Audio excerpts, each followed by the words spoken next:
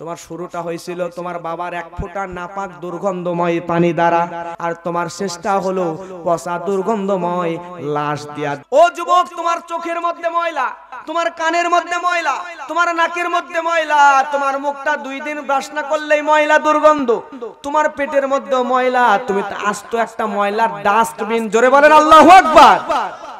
তাহলে তোমার চোখে ময়লা, কানে ময়লা, নাকে ময়লা, পেটে ময়লা, তোমার শরীরটা পুরো একটা ময়লার ডাস্টবিন। তুমি কেন অহংকার করো? কি নিয়ে অহংকার করতেছো? ও ভাই, দুনিয়া আমরা মানুষ, আমাদের অহংকার করার মতো কোনো কিছু নাই। কথা বলেন ঠিক কিনা? দুনিয়াতে এই অহংকার যেই মানুষের মধ্যে আছে, সেই মানুষ নিজে বুঝতে পারে না, কিন্তু অহংকার এমন ভয়ানক মহামারী, মানুষকে তিলে তিলে ধীরে ধীরে অহংকার নামক জিনিসটা ধ্বংস করে ফেলে। কথা বলেন ঠিক কিনা? অহংকার এটা মানুষের নফসকে নষ্ট করে দেয়। আল্লাহর নবী বলেন, আলা উখবিরুকুম বিহালিল জান্নাতি কুল্লু দাইফিল মুতাদাইফ লাউ আকসামা আলাল্লাহি আবাররা আলা উখবিরুকুম বিআহলিন নারি কুল্লু উতুল্লিন জাওয়াযিম মুস্তাকবির। সাহাবীদের কি বলেন? আমার সাহাবীরা, আমি কি তোমাদেরকে জান্নাতীদের সম্পর্কে বলবো না? তারা হলেন ওই সকল লোক যারা হলো অসহায়। তার মানে সমাজের যে সকল লোক অসহায়, তারা যাবে কোথায়? অসহায় লোকগুলা জান্নাতে যাবে। আল্লাহর নবী বলেছেন, কিছু মানুষ আছে যাদেরকে মানুষ দাম দেয় না, রিকশাওয়ালা, অটোওয়ালা, ভ্যানওয়ালা, মাটি কাটে, দিনমজুর, তাদেরকে কিন্তু মানুষরা দাম দিতে চায় না। কথা বলেন ঠিক কিনা? সমাজের যেই মানুষদেরকে মানুষেরা দাম দিতে চায় না, আল্লাহর নবী বলেন এই লোকগুলো এই গুণের কারণে জান্নাতে যাবে। সুবহানাল্লাহ। এরপরে আল্লাহ রাব্বুল আলামিনের জন্য যারা শপথ করে, আল্লাহ তাদের শপথ পুরো করে, আর যারা সত্য শপথ করে তাদেরকেও নবী জান্নাতি বলেছেন। সুবহানাল্লাহ। এরপরে জাহান্নামীদের গুণ 3টা গুণ। 1 নাম্বার গুণ হলো জাহান্নামীরা হয় কর্কশ স্বভাবের। কি স্বভাবের? কর্কশ স্বভাবের। দেখবেন কিছু কিছু দোকানদার আছে আমাদের সমাজে, যাদের কাছে জিনিস কিনতে যাবেন এমন রূঢ় আচরণ করে, এমন ভয়ানক বাজে আচরণ করে যে মন চায় যে এর কাছে কিনবো না। আছে না? আছে না? কিনতে গেছেন, ভালো করে দাম জিজ্ঞেস করছেন, এমন ব্যবহারটা করে দিয়েছে আপনার মনই খারাপ করে দিয়েছে। এই কর্কশ স্বভাবের মানুষরা, যারা বদরাগী, এই বদরাগী মানুষরা কোথায় যাবে? জাহান্নামে যাবে। জাহান্নামীদের 1 নাম্বার গুণ। এরপরে 2 নাম্বার জাহান্নামীদের গুণ হচ্ছে যাদের হৃদয়টা শক্ত। আমাদের সমাজে এমন মানুষ আছে দেখবেন, যেই মানুষগুলা একটু ওয়াজে বসছে, একটু ওয়াজ শুনে কেঁদে ফেলছে, নামাজে বসছে, নামাজ শুনে কেঁদে ফেলছে, মানুষের সাথে গল্প করতে করতেও কেঁদে ফেলছে, আল্লাহর ভয়ে কাঁদছে। এমন মানুষ আছে না নাই? জাহান্নামের ভয়, মৃত্যুর ভয়, কবরের ভয়, আযাবের ভয় তার সামনে যখনই আসে তখনই কেঁদে ফেলে, অল্পতে কাঁদে। যাদের হৃদয়টা নরম, এই মানুষগুলা ভালো। আর যাদের হৃদয়টা কাঁদেই না, শক্ত হৃদয়, তার সামনে যতই আপনি অনুনয় বিনয় করেন, যতই জাহান্নামের ভয় দেখান, কবরের আযাবের ভয় দেখান, চোখ দিয়ে 1 ফোঁটা পানি বের হয় না। নামাজে পর্যন্ত, নফল সালাতে পর্যন্ত চোখ দিয়ে পানি বের হয় না। এমন মানুষ আছে না নাই? এই শক্ত হৃদয়ের মানুষগুলো জাহান্নামে যাবে। এইটাও একটা গুণ নবীজি হাদিসের মধ্যে বলছেন। এরপরে 3 নাম্বার নবীজি হাদিসের মধ্যে বলছেন, 3 নাম্বার হচ্ছে অহংকারী। 3 নাম্বার কারা? অহংকারী ব্যক্তিরা জাহান্নামে যাবে। আমার ভাইয়েরা, এজন্য অহংকার করা যাবে না। সহিহ মুসলিমের হাদিস, আব্দুল্লাহ ইবনে মাসউদ রাদিয়াল্লাহু তাআলা আনহু বর্ণনা করেন, লা ইয়াদখুলুল জান্নাতা মা কানা ফি ক্বাবলিহি মিসকালু যাররাতিন মিন কিবর। আল্লাহর নবী মুহাম্মদ সাল্লাল্লাহু আলাইহি ওয়াসাল্লাম বলেন, যার অন্তরের মধ্যে অনুপরিমাণ অহংকার রয়েছে, এই রকম বান্দা কখনোই জান্নাতের মধ্যে প্রবেশ করবে না। জোরে বলেন আল্লাহু আকবার। তার মানে আমার ভাইয়েরা, সন্তানকে এটা শেখাবেন, আপনার সন্তান যেন কোনো অবস্থাতেই অহংকার না করে। আপনি অহংকার করবেন না, কারণ হলো আপনি যদি অহংকার করেন, নবীর হাদিস অনুযায়ী অহংকারীরা কোনোদিন জান্নাতে যেতে পারে না। আমার ভাইয়েরা, একটা ব্যক্তি আল্লাহর নবীর এই হাদিস শোনার পরে প্রশ্ন করে বসলো জানার জন্য। আল্লাহর নবীকে বললেন, ক্বালা রাজুলুন ইন্না রাজুলা ইউহিব্বু আন ইয়াকুনা সাওবুহু হাসানান ওয়া না'লুহু হাসানাতান। ইয়া রাসূলুল্লাহ, ইয়া হাবিবাল্লাহ, আপনি বলেন তো। আল্লাহ নবীকে বললেন, জিজ্ঞাসা করলেন, মানুষ তো চায় তার পোশাকটা সুন্দর হোক। এই যে আমি পোশাকগুলো পরেছি আমাকে সুন্দর দেখানোর জন্যই তো, ঠিক না? আপনি সুন্দর টুপি পরবেন, সুন্দর জুব্বা পাঞ্জাবি, সুন্দর প্যান্ট শার্ট পরবেন, সুন্দর জুতো পরবেন, এগুলো আপনাকে সুন্দর দেখানোর জন্য। নবীজিকে জিজ্ঞাসা করে, রাসূলুল্লাহ, মানুষ যে সুন্দর পোশাক আশাক পরে, সুন্দর জুতা পরে, এগুলো কি অহংকার নাকি? আল্লাহ নবী তখন বললেন, ক্বালা ইন্নাল্লাহা জামিল। আল্লাহু আকবার। নবী বললেন, আল্লাহ সুবহানাহু ওয়া তাআলা নিজেই তো সুন্দর। সুবহানাল্লাহ বলেন না। এজন্য ইউহিব্বুল জামালাল কিবরু বাতরুল হাক্কি ওয়া গামতুন নাস। আল্লাহ রাব্বুল আলামিন নিজেই সুন্দর, এজন্য আল্লাহ রাব্বুল আলামিন সুন্দরকেই পছন্দ করেন। সুবহানাল্লাহ। তার মানে হলে আপনি সুন্দর ভাবার, সুন্দর সাজার জন্য জুতা পরতে পারেন, জামা পরতে পারেন, টুপি পরতে পারেন, পাঞ্জাবি পরতে পারেন, দামি ঘড়ি পরতে পারেন, এতে কোনো সমস্যা নাই। কারণ আপনি যত সুন্দর পরিপাটি যুবক ভাই, আপনার আল্লাহ আপনাকে তত বেশি ভালোবাসবে। জোরে জোরে বলেন না সুবহানাল্লাহ। কিন্তু আমাদের সমাজে মানুষগুলা, আল্লাহর নবী এখানে হাদিসের শেষের অংশে বলছেন, আল কিবরু, নবী বলেন, আল কিবরু বাতারুল হাক্কি ওয়া গামতুন নাস। নবী বলছেন, কিন্তু প্রকৃতপক্ষে অহংকার হচ্ছে দম্ভ ভরে সত্যকে অস্বীকার করা, ন্যায়কে অস্বীকার করা। আমাদের সমাজে এমন মানুষ, জোরে বলেন, আছে না নাই? যে মানুষগুলো ক্ষমতার অহংকারে সত্য এবং ন্যায়কে অস্বীকার করে, এমন মানুষ আছে না নাই? আমাদের বিগত আমলে আপনাদের পাশেই জামালপুর জেলা, পাশেই না, জামালপুর জেলায় একজন প্রতিমন্ত্রী ছিল, আমি নাম বলছি না। উনি এতটাই ক্ষমতার মোহে অহংকারে এমনই হয়ে গিয়েছিল। আরো অনেক ক্ষমতা প্রভাবশালী মানুষ আমাদের দেশে ছিল, আমি নাম বলছি না, যাদের দাপটে মানুষ ঘর থেকে বের হতে পারত না। শুধুমাত্র মানুষকে ভয়ে রাখতো সব সময়, এমন অহংকার। তারা মনে করেছিল তাদের কোনোদিন আল্লাহ মনে হয় ধরবে না, কিন্তু আমার আল্লাহ ধরে ধরে ধরে না, ধরলে পরে ছাড়ে না। কথা বলেন ঠিক কিনা? তারা নিজের বাড়ি ছাড়া, ঘর ছাড়া, আমাদের সমাজের কিছু মানুষকে তো একটা শ্রেণীর মানুষ শুধুমাত্র লুকায়া রাখছিল, লুকায়া থাকতে বাধ্য করেছিল, কিন্তু দেশ ছাড়া হতে হয় নাই। দুই একজন হয়েছে, সবাই না। কিন্তু যারা এরকম জুলুম করেছে, তাদের অহংকারের কারণে তারা আজকে ঘর ছাড়া, বাড়ি ছাড়া, এমনকি দেশ ছাড়া হয়েছে। কোনোদিনে দেশে ফিরতে পারবে কিনা তার কোনো গ্যারান্টি পর্যন্ত নাই। কথা বলেন ঠিক কিনা? এজন্য অহংকার করা যাবে না। সত্য ন্যায়কে যদি অহংকার করে, দম্ভ ভরে অস্বীকার করেন, এটা হচ্ছে অহংকার। এই অহংকার করলে আল্লাহ আপনাকে কখনোই ছাড় দেবেন। আমার ভাইয়েরা লক্ষ্য করেন, আল্লাহ রাব্বুল আলামিন কোরআনের মধ্যে বলেন, ওয়াইযা ক্বালা রাব্বুকা লিল মালাইকাতি ইন্নী জাইলু ফিল আরদি খলিফা। আল্লাহ বলেন ফেরেশতাদেরকে, আমি আল্লাহ একজন আদম বানাতে চাই। ফেরেশতাদেরকে কথা বলার পরে ফেরেশতারা বললেন, ক্বালু আতাজআলু ফিহা মান ইউফসিদু ফিহা ওয়া ইয়াসফিকুদ দিমা ওয়া নাহনু নুসাব্বিহু বিহামদিকা ওয়া নুকদ্দিসু লাক। আল্লাহু আকবার। আল্লাহ বলেন, যখন আল্লাহ বললেন আমি একজন মানুষ বানাতে চাই, ফেরেশতারা বলে, রব্বুল আলামিন, আমরা তো আপনার ইবাদত করি, প্রয়োজনে আপনার তাসবিহ গণনা করা আরো বাড়িয়ে দিব, তারপরেও ও দয়াময় আল্লাহ, আপনি মানুষ বানাবেন না। কারণ মানুষ বানালে তো দুনিয়াতে তারা কাটাকাটি, মারামারি, খুনাখুনি, হানাহানি করবে। আমার ভাইয়েরা লক্ষ্য করেন, দুনিয়ার মানুষরা মারামারি, কাটাকাটি, খুনাখুনি, হত্যা, রাহাজানি করে শুধুমাত্র তিনটা জিনিসের কারণে। একটা হলো সম্পদ, আর একটা হলো ক্ষমতা, আর একটা হলো নারী। এই তিনটা জিনিসের কারণে আমরা মানুষরা মারামারি, কাটাকাটি, খুনাখুনি করি। কথা বলেন ঠিক কিনা? খাবারের জন্য, ক্ষমতার জন্য, আর সম্পদ, নারীর জন্য। কিন্তু ফেরেশতাদের মধ্যে আল্লাহ কাম শক্তি দেয় নাই নারীর প্রয়োজন, নাই, ক্ষুধা দান নাই, খাবারের প্রয়োজন নাই। ফেরেশতাদেরকে আল্লাহ ক্ষমতার আসক্ত করে বানায় নাই, ক্ষমতার লোভ দিয়ে বানায় নাই, তাদের মধ্যে এই লোভটাও নাই।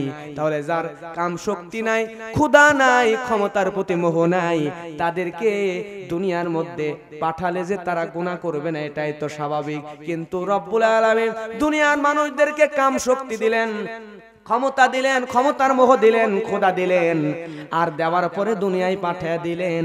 দেওয়ার পরে আল্লাহ এটা জানেন আমার বান্দাগুলা দুনিয়াতে আমি আল্লাহ তাদেরকে সব রকম পাওয়ার গুলো দিয়ে দিলাম, তারপরেও এই বান্দাগুলো যদি গুনাহ না করে নিজেকে বাঁচাইতে পারে আমি আল্লাহ রব্বুল আলামিন তাদেরকে জান্নাতি বান্দা বানায়া দিব। সুবহানাল্লাহ।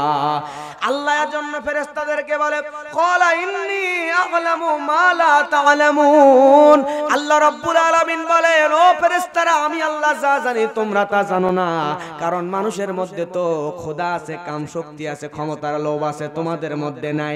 তোমাদেরকে যদি খোদা দিতাম, কাম শক্তি দিতাম, তাহলে আমি আল্লাহ জানি ওই দুনিয়ার মানুষদের চাইতো তোমরা ফেরেশতারা বেশি গুনাহে লিপ্ত হতা। কথা বলেন ঠিক কিনা?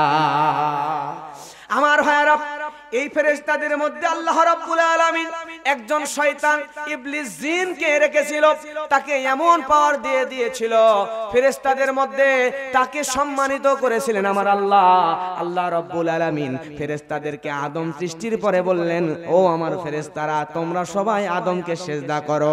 আল্লাহ রাব্বুল আলামিন যখন এই কথা বলল সঙ্গে সঙ্গে আল্লাহ কোরআনে বলেন ওয়া ইয কুলনা লিল মালাইকাতি ইসজুদু লিআদম ফাসাজাদু ইল্লা ইবলিস। জোরে বলেন আল্লাহু আকবার। সব ফেরেশতারা আদমকে সিজদা করলো ইল্লা ইবলিস, ইবলিস ব্যতীত। ইবলিস সিজদা করলো না, ইবলিস অহংকার করে বসলো। আল্লাহ রাব্বুল আলামিন কোরআনের মধ্যে সূরা সুয়াদের মধ্যে বলেন ক্বালা ইয়া ইবলিস মা মানাকা আন তাসজুদা লিমা খালাকতু বিয়াদাইয়া আস্তাকবারতা আম কুনতা মিনাল আলিন। আল্লাহু আকবার। আল্লাহ রাব্বুল আলামিন রাগান্বিত হয়ে বলেন রে ইবলিস আমি আল্লাহর সহস্তে যে আদমকে বানালাম সেই আদমকে সিজদা করতে তোর কোন জায়গায় বাদে? ইবলিস শয়তান আদমকে সিজদা করলো না, যুক্তি দেখালো ক্বালা আনা খায়রুম মিনহু খালাকতানি মিন নারিন ওয়া খালাকতাহু মিন তিন। রব্বুল আলামিন আমি জিনকে তুমি বানাইছো, আমি ইবলিসকে আগুন দিয়া, আর তুমি আদমকে বানাইছো মাটি দিয়া। তাহলে মাটির চাইতে আমি আদমের চাইতে আমি আগুন তো বেশি দামি। কথা বলেন ঠিক কিনা? তার যুক্তি এইটা। আমি হলাম আগুনের তৈরি, আদম হলো কিসের তৈরি? মাটির তৈরি। আমি আগুন তৈরি। সম্মানিত ইবলিস আমি কেন ওই আদমকে সিজদা দিব? এমন কথা বলার পরে সঙ্গে সঙ্গে ইবলিস শয়তান আল্লাহর সামনে বলে আমি সিজদা দিব না, অহংকার করে বসলো। এই অহংকার করার কারণে আল্লাহ রাব্বুল আলামিন ওই ইবলিস শয়তানকে জান্নাত থেকে বের করে পাঠায় ইবলিস শয়তান বানায় লানত দিয়া দুনিয়ার মধ্যে ঘৃণিত বানায় ফালায়া দিল। জোরে বলেন আল্লাহু আকবার। আল্লাহর চাদর ধরে টানাটানি করা, এজন্য দুনিয়ার কোন মানুষের অহংকার করা সাজায়। একজন আল্লাহর খাস বুজুর্গ বান্দা, নাম তার মুতাররিফ ইবনে আব্দুল্লাহ রাহমাতুল্লাহ আলাইহি। তিনি রাস্তা দিয়ে হেঁটে হেঁটে যাচ্ছিলেন, এমন সময় একজন যুবকের সঙ্গে দেখা। রেশমি কাপড় পরা তো পুরুষদের জন্য হারাম। কথা বলেন ঠিক কিনা? ওই যুবক রেশমি কাপড় পরে রাস্তা দিয়ে অহংকার করে পা দিয়ে ধাম ধাম করে শব্দ করে করে হাঁটতেছে। আমাদের সমাজে এমন যুবক আছে না নাই? লম্বা লম্বা চুল রাখে, হাতের মধ্যে মেয়েদের মতো ব্যাসলাইট পরে, কানে দুল পরে, এরপরে মেয়েদের মতো চিপা চিপা প্যান্ট পরে, ফাটা ফাটা প্যান্ট পরে, আছে না নাই? ও আল্লাহ আল্লাহ রে কোন জামানায় পাঠাইলা আমারে, ও আল্লাহ আল্লাহ রে কোন জামানায় পাঠাইলা আমারে। কথা বলেন ঠিক কিনা? আমার ভাইরা লক্ষ্য করেন, এমন একটা জামানায় আমরা চলে আসছি, যুবকগুলো এমন করে মেয়েদের মতো সাজগোজ করে। এই মুতাররিফ ইবনে আব্দুল্লাহ এই যুবককে অহংকার করে ধাম ধাম করে করে শব্দ করে জমিনের মধ্যে রেশমি কাপড় পরে হাঁটা দেখে যুবককে ডাক দিয়ে বলল, ইয়া আইয়ুহাস শাবাব, হে যুবক তুমি এদিকে আসো, তুমি এদিকে আসো। লিমা কাহাদা তামশি আলা তরিব, হে যুবক তুমি কে? তুমি এভাবে জোরে জোরে অহংকার করে কেন হাঁটতেছো? যুবক তখন অহংকার করে বলতেছে, তারিফুনি, তুমি কি আমারে চিনো? আছে না নেতা খেতা, আছে না কিছু দেখবেন নেতার খালাতো ভাইয়ের বন্ধুর ছেলের মামার বোনের বেটা, আসলে নেতার কেউ না, তারে আপনি বলতেছেন এদিকে আসো, তখন এই আপনি আমারে চেনেন আমি কে? আমি অমুক নেতার খালাতো ভাইয়ের বোনের বেটার মানে বন্ধুর আত্মীয়র, তার আত্মীয়র, তার আত্মীয়র শালার ভাইয়ের ছোট ছেলে, আছে না নাই? যুবক এমনি বলতেছে, তারিফুনি, চেনো আমি কে?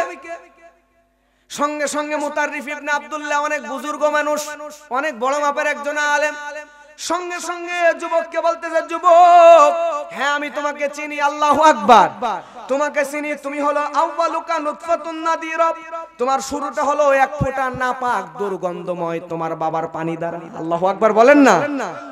তোমার শুরুটা হয়েছিল তোমার বাবার এক ফোঁটা নাপাক দুর্গন্ধময় পানি দ্বারা, আর তোমার শেষটা হলো আখিরুকা জিফাতুন কাদিরা, আর তোমার শেষটা হলো পচা দুর্গন্ধময় লাশ দিয়া। জোরে বলেন আল্লাহু আকবার। ওহে যুবক আমি তোমাকে চিনি, ওয়া আনতা ফিমা বাইনা যালিকা তাহমিলুল আদিরা, ও যুবক তোমার চোখের মধ্যে ময়লা, তোমার কানের মধ্যে ময়লা, তোমার নাকের মধ্যে ময়লা, তোমার মুখটা 2 দিন ব্রাশ না করলেই ময়লা দুর্গন্ধ, তোমার পেটের মধ্যে ময়লা, তুমি তো আস্ত একটা ময়লার ডাস্টবিন। জোরে বলেন আল্লাহু আকবার। তাহলে তোমার চোখে ময়লা, কানে ময়লা, নাকে ময়লা, পেটে ময়লা, তোমার শরীরটা পুরো একটা ময়লার ডাস্টবিন। তুমি কেন অহংকার করো? কি নিয়ে অহংকার করতেছো? ও ভাই, দুনিয়া আমরা মানুষ, আমাদের অহংকার করার মতো কোনো কিছু নাই, কথা বলেন ঠিক কিনা? মানুষরা অহংকার করার মতো কিছুই নাই। আমার ভাইয়েরা, আল্লাহ রাব্বুল আলামিন এই অহংকার থেকে আমাদেরকে বাঁচিয়ে দিক। জোরে বলেন আমিন। 2টা কাজ যদি আপনি করতে পারেন তাহলে আপনার অহংকার দূর হয়ে যাবে। 2টা কাজের 1 নাম্বার হলো, দুনিয়াতে যত নিয়ামত আল্লাহ রাব্বুল আলামিন আপনাকে দিয়েছেন, এই সমস্ত নিয়ামতের শুকরিয়া আদায় করার দরকার আছে না নাই? সর্ব অবস্থায় সব সময় আল্লাহ আপনাকে বাড়ি দিয়েছে, গাড়ি দিয়েছে, সম্পদ দিয়েছে, সন্তান দিয়েছে, সুন্দরী স্ত্রী দিয়েছে, অথবা নেককার স্ত্রী দিয়েছে, যা দিয়েছে সবকিছুর জন্য যদি রব্বুল আলামিনের কাছে যদি বেশি বেশি শুকরিয়া আদায় করেন, আহারে আমিত্বটাকে যদি দূর করতে পারেন, আমি করেছি, আমি করেছি, আমি করেছি এটা না বলে আল্লাহ আমাকে দিয়েছেন, সব সময় নিজে ক্রেডিট না নিয়া আল্লাহ সুবহানাহু ওয়া তাআলার যদি প্রশংসা করেন, শুকরিয়া আদায় করেন, সর্ব অবস্থায় সব পাওয়ার পরে যদি আলহামদুলিল্লাহ বলতে পারেন, বিশ্বাস করেন অহংকার আপনার কাছে আসতে পারবে না। সুবহানাল্লাহ, জোরে জোরে বলেন আলহামদুলিল্লাহ। আল্লাহ রাব্বুল আলামিন বলেন, ওয়ালাকাদ আতাইনা লুকমানাল হিকমাতা আনিশকুর লিল্লাহ। জোরে বলেন না আল্লাহু আকবার। আল্লাহ রাব্বুল আলামিন কোরআন মাজিদের মধ্যে বলেন, লুকমানকে আমি জ্ঞান দান করেছি এবং বলেছি, আমি আল্লাহ তোমাকে জ্ঞান দান করলাম, এজন্য আমি আল্লাহ রাব্বুল আলামিনের শুকরিয়া আদায় করো। দুনিয়ার মানুষরা ভালো করে লক্ষ্য করেন, দুনিয়াতে আমরা ক্যামেরা বানালাম, দুনিয়াতে আমরা স্মার্টফোন বানালাম, দুনিয়াতে কম্পিউটার বানালাম, প্রাইভেট কার বানালাম, দুনিয়াতে আমরা উড়োজাহাজ বানালাম, দুনিয়াতে প্রযুক্তি দিয়া কত কি সৃষ্টি করলাম। আমরা মানুষেরা যা যা বানিয়েছি, এইগুলো বানানোর জ্ঞান দিয়েছেন যিনি, তার নাম কি? আল্লাহ রাব্বুল আলামিন আমাদেরকে জ্ঞান দিলেন। ওই জ্ঞান দিয়া দুনিয়ার এত কিছু আমরা মানুষরা বানিয়েছি। তাহলে যে আল্লাহ জ্ঞান দান করলেন, আমরা মানুষরা এত কিছু বানালাম, এই সব কিছু পাওয়ার জন্য আল্লাহর শুকরিয়া আদায় করার দরকার আছে না না? সবাই চিৎকার দিয়ে বলেন আলহামদুলিল্লাহ। এই লোকমানকে আল্লাহ রাব্বুল আলামিন কেমন জ্ঞান দান করেছেন? আয়াতের ব্যাখ্যায় মুফাসসিরিনে কেরাম একটা ঘটনা এনেছেন। লোকমান আলাইহিস সালাম একদিন একটা সফরে বের হয়েছেন পানিপথে। নৌকার উপরে করে সফরে যাচ্ছিলেন। নৌকার উপরে লোকমান যেখানে বসা, লোকমানের সামনে স্বামী স্ত্রী কোলের মধ্যে একটা শিশু সন্তানকে নিয়ে বসা আছেন। এমন সময় ওই সন্তানটা ছোট্ট বাচ্চা চিৎকার দিয়ে দিয়ে কাঁদতেছে। আপনারা বলেন তো, আপনাদের সামনে এই জায়গায় ছোট্ট একটা বাচ্চা যদি চিৎকার দিয়ে দিয়ে জোরে জোরে কাঁদে, তাহলে এই কান্না শুইনা আপনাদের বিরক্ত লাগবে কিনা? বিরক্ত লাগবে না? বিরক্তি আসবে। লোকমান আলাইহিস সালাম একটু বিরক্ত হইলেন যে এত জোরে জোরে কান্না করে কেন। ওই বাচ্চার বাবা মা লজ্জিত হয়ে গেছেন, কান্না কোনো মতেই থামাইতে পারে না। শেষ পর্যন্ত বাচ্চার কান্না থামাইতে না পেরে বিরক্ত হয়ে গেছে। লোকমান আলাইহিস সালাম তখন ওই বাচ্চার বাবা মাকে বলছেন, আপনার বাচ্চাকে একটু আমার কোলে দেন, আমি এক্ষুনি কান্না থামায় দিচ্ছি। সুবহানাল্লাহ বলবেন না? ছোট্ট বাচ্চাকে কোলে নিছে, নৌকার উপরে নেওয়ার পরে ওই বাচ্চাকে নিয়ে পানির মধ্যে চুবায় দিছে। পানির মধ্যে চুবায় দেওয়ার পরে বলেন তো, এই বাচ্চার কান্না কমবে নাকি বাড়বে? চুবানোর পরে তুলছে, আরো জোরে জোরে কাঁদতেছে। এরপরে ওই বাচ্চার বাবা রাগান্বিত হয়ে গেছে, আমার বাচ্চাকে তুমি পানির মধ্যে চুবাইছো, তোমার সাহস তো কম না, বাচ্চা মরে যাবে না। সাথে সাথে লোকমানের কাছ থেকে বাচ্চাটাকে কেড়ে নিছে। যেই না বাচ্চারে কেড়ে নিছে, বাবার কোলে যাওয়ার পরে একদম স্টপ, আর কান্না নেই। সুবহানাল্লাহ বলেন না? এবার বাবা লজ্জিত হয়ে গেছে, ব্যাপার জাদু টাদু করছে নাকি, এক্ষুনি কান্না কোনো মতেই থামাইতে পারতেছিলাম না, ওই লোকের কোল থেকে বাচ্চা নিয়ে নিলাম, অমনি কান্না থেমে গেল। এইবার লোকমানকে বলে, কেমনে থামালেন আমার বাচ্চার কান্না? লোকমান হাকিম তখন বলছে যে আপনার বাচ্চার ছোট্ট একটা রোগ হয়েছিল কিছুক্ষণের জন্য, রোগটার নাম আমাদের আঞ্চলিক ভাষায় নওগাঁয় আমরা একটা প্রবাদ আছে, আমরা বলি সুখে থাকতে ভূতে কিলাই। আপনাদের এদিকে আছে নাকি? তো লোকমান বলছে আপনার বাচ্চাকে সুখে ছিল এজন্য ভূতে কেলাকেলি করতেছিল, এজন্য কাঁদতেছিল। ছোট বাচ্চা নৌকায়। এখন বলেন তো, একজন বাচ্চা বাবা মার কোলের চাইতে আর কোন জায়গায় বেশি নিরাপদ থাকে? সবচাইতে নিরাপদ স্থান সন্তানের জন্য তার বাবা মার কোল। বাবার কোলে আছে আর নৌকা হেলে দুলে চলতেছে, যার কারণে পানি দেখে ভয়ে বাচ্চা কাঁদতেছে। এদিকে যখন লোকমান বাচ্চাকে কেড়ে নিছে, নেওয়ার পরে পানির মধ্যে চুবায়া দিছে, চুবায়া দেওয়ার পরে উঠাইছে, বাবা নিয়ে নিছে, কান্না থামায় দিছে। কারণ হচ্ছে বাচ্চা বুঝতে পারছে আমি এতক্ষণ কাঁদতেছিলাম, তাই মনে হয় পানিতে চুবাইছে, আবার যদি কাঁদি ওই ভয়ানক কালো লোকটা আবার নিয়ে পানির মধ্যে চুবাবে। আল্লাহ রাব্বুল আলামিন এই হিকমত দান করেছিলেন হযরত লোকমানকে। শুধু তাই নয় আমার ভাইয়েরা, কেমন হিকমত লোকমানকে দান করেছিলেন। লোকমান ছিলেন একজন রাখাল। তিনি গরু, ছাগল, উট, দুম্বা, ভেড়া, আমাদের সমাজে যেমন আমরা মাঠে নিয়ে যেয়ে চড়াই, ঠিক তেমন করে লোকমান উট, দুম্বা, ভেড়ার মতো করে ভেড়া এবং দুম্বা মাঠে নিয়ে যেয়ে চড়ান, ছাগল চড়ান। মালিকের অধীনে কর্মচারী হিসাবে লোকমান কাজ করেন। এই লোকমানের মালিকের কাছে তার সুনাম সুখ্যাতি চারিদিকে যখন ছড়ায় গেল, লোকমানের মালিক তখন লোকমানকে একদিন ডাক দিল, দিয়ে বলল, রে লোকমান, তোমার সব সুনাম চারিদিকে ছড়িয়ে গেছে, তুমি একটু বলো তো, তোমার নাকি অনেক জ্ঞান, আজকে আমি তোমার মালিক, তোমার জ্ঞানের পরীক্ষা নিতে চাই।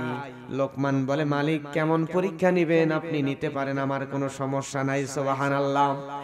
মালিক বলে, লোকমান, আমার যতগুলো ছাগল আছে এই সব ছাগলগুলো তুমি মাঠে নিয়ে যাবা, যাবার পরে ওই ছাগলগুলোর মধ্য থেকে একটা ছাগলকে তুমি জবাহ করবা, করার পরে ওই ছাগলের বডির মধ্যে সবচাইতে দামি যেই বাসপাতি আছে ওই দামি অংশটা তুমি আমার কাছে এনে দিবা। লোকমান আলাইহিস সালাম সঙ্গে সঙ্গে একটা ছাগল জবাহ করলেন। করার পরে ওই ছাগলের কল্পটাকে, হৃদয়টাকে বের করে নিয়ে চলে গেলেন। যাওয়ার পরে মালিকের হাতে দিয়ে বলে, মালিক, এটা হলো এই ছাগলের সবচাইতে নিকৃষ্ট জিনিস এটা। মালিক নেওয়ার পরে লোকমানকে বলল, রে লোকমান, বুঝলাম ছাগলের সবচাইতে নিকৃষ্ট জিনিস, খারাপ জিনিস হলো কল। তুমি আর একটা ছাগল জবাহ করে ওই ছাগলের মধ্য থেকে সবচাইতে দামি ভালো জিনিস, উৎকৃষ্ট জিনিসটা আমার এনে দাও। লোকমান আবারও একটা ছাগল জবাহ করলেন।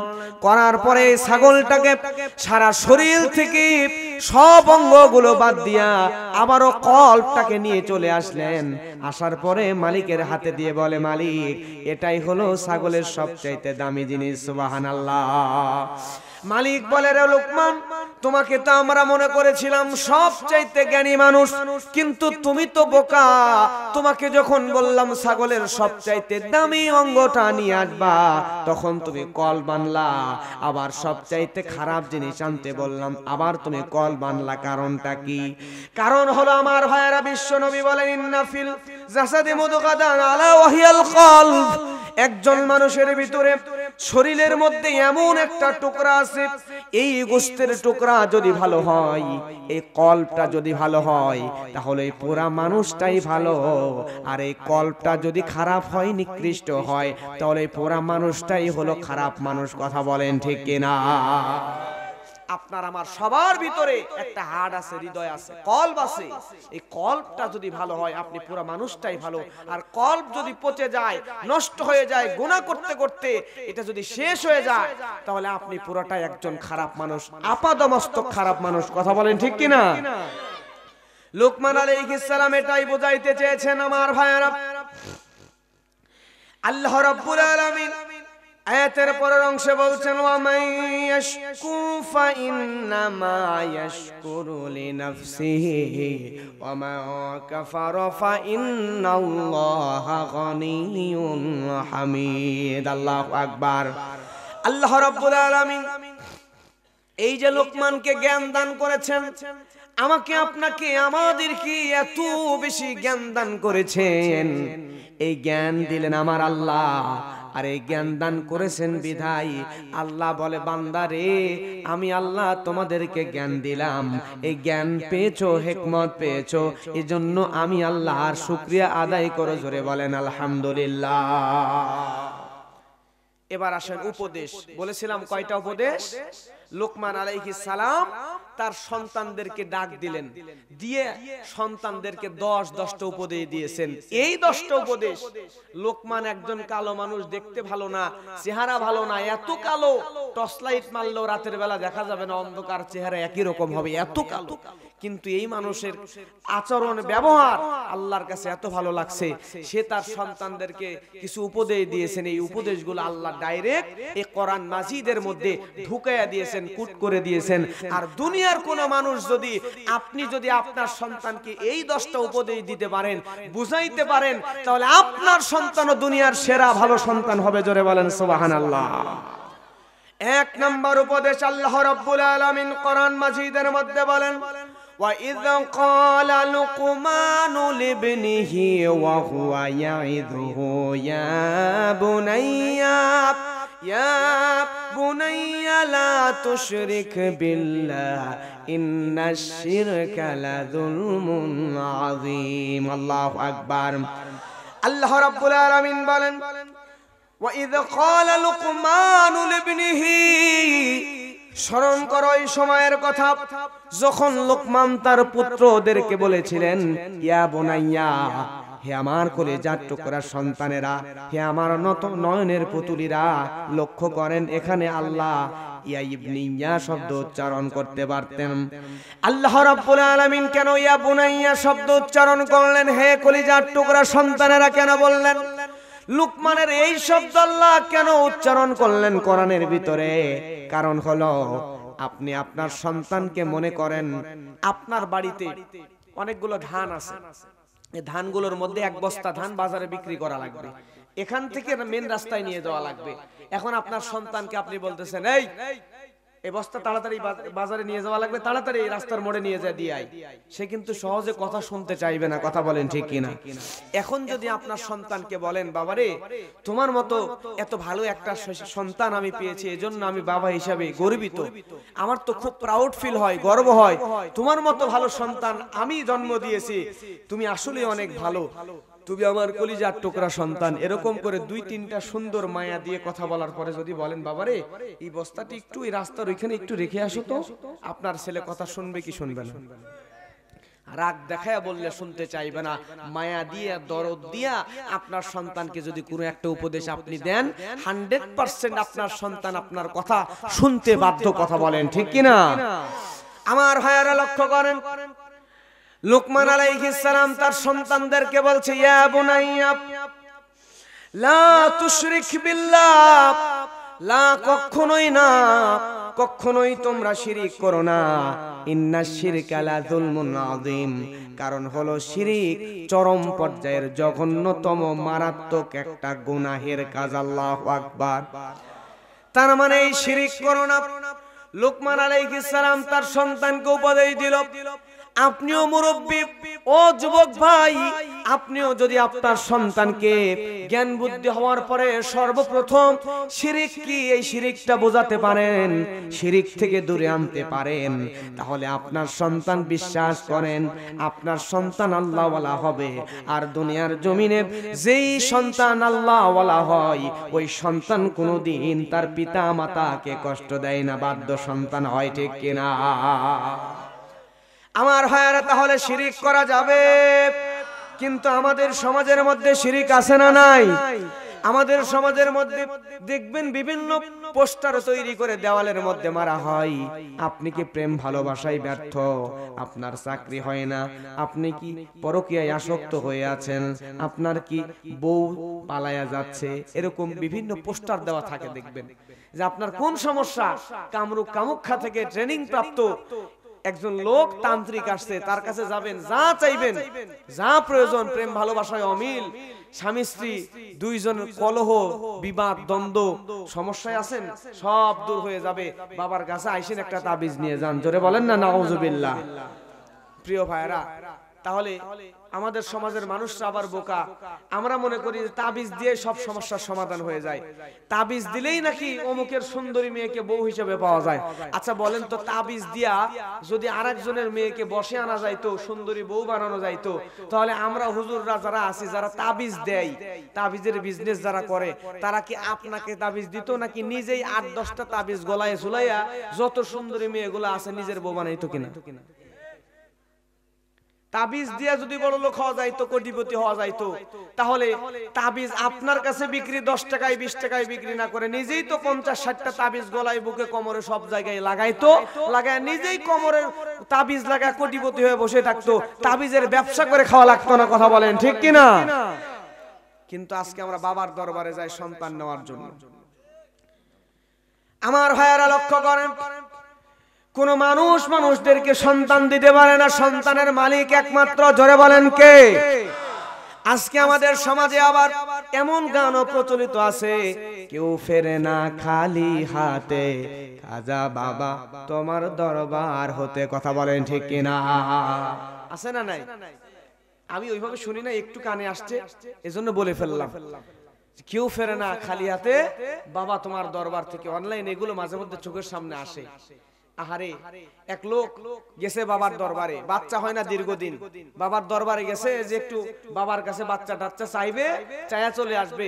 এখন দরবারে যে বাবার কাছে বাচ্চা চাইছে, চাওয়ার পরে ফিরে আসবে, আসার সময় এখন বউয়ের অনেক বছর বাচ্চা হয় না, পকেট থেকে মোবাইল বের করছে, বের করবে, কইরা বউকে ফোন দিবে, দিয়ে বলবে, বউ তোমার জন্য বাবার কাছে বাচ্চা চাইছি, বাড়িতে আসি, অবশ্যই আমাদের বাচ্চা হবে, এ কথা মোবাইলে বলবে। বাবার দরবার থেকে বের হইছে, হওয়ার পরে পকেটে হাত ঢুকাইছে, মোবাইল বের করবে, হাত ঢুকায় দেখে পকেট আছে কিন্তু মোবাইল নাই।